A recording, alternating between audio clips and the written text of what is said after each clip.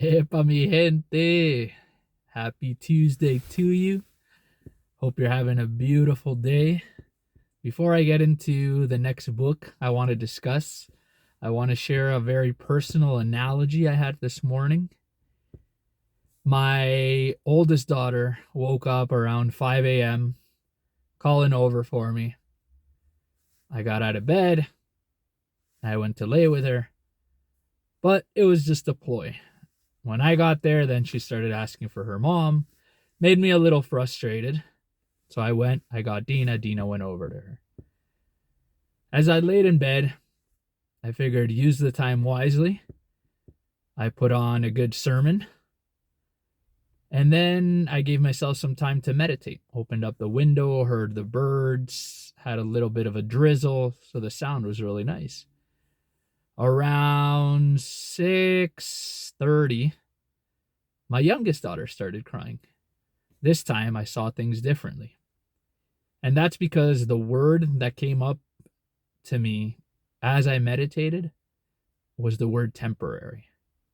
When I went and I grabbed Elisa in my arms and she was crying, temporary really described that whole situation. I mean, the fact that she could cry in her crib and I go and get her and console her, she's now a year and a month, so there's not much left of that. The fact that she still fits in my arms perfectly, not much time left of that. The fact that she was happy to be with me and calmed down and fell asleep in my arms, I mean, that's temporary. Soon enough, she probably won't want much to do with me. And I'm aware of that. But really, I mean, it's not just those things, but as you look at everything else, I mean, it's temporary. Whether they're good moments or bad moments, they're going to go by. Life itself is temporary. I mean, this earth's been around for 13.5 billion years. You might be around if everything goes well for 100 of those, myself included. What's more temporary than that? So why do we let things stress us out like they're going to go on forever? That's a good one for you to think of tonight and journal on, isn't it? I mean, I've been thinking of the word temporary now all day, and it's incredible. As later on my wife went out, I stayed home with both girls, and a few hours in, it's hard to keep them, excited and in a good mood. Try to put them down for a nap. Wasn't happening. We lit around for an hour and a half. I kept telling myself it's temporary. There's going to be a time where there is no nap time. So go for it.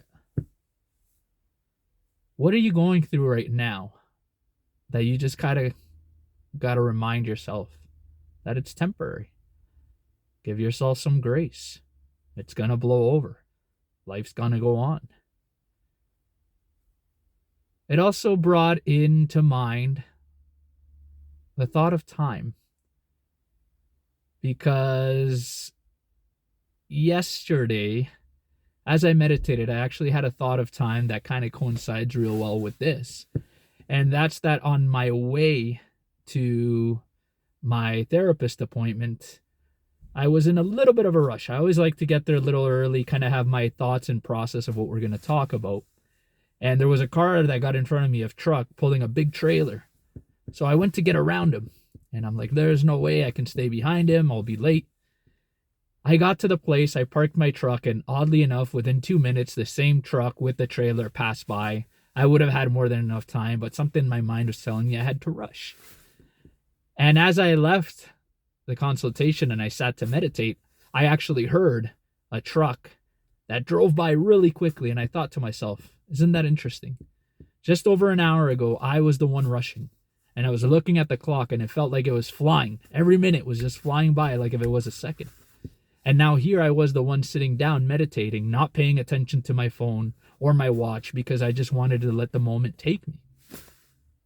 I knew the meditation would be temporary.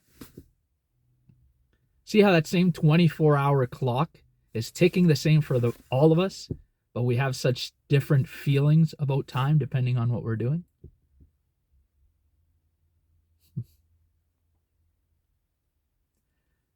So, my friends, Take that word temporary to heart. Let me know below what it is that you're referring to in your mind when I say temporary. You guys enjoy the rest of this blessed day, and I'll see you tomorrow. Ciao for now.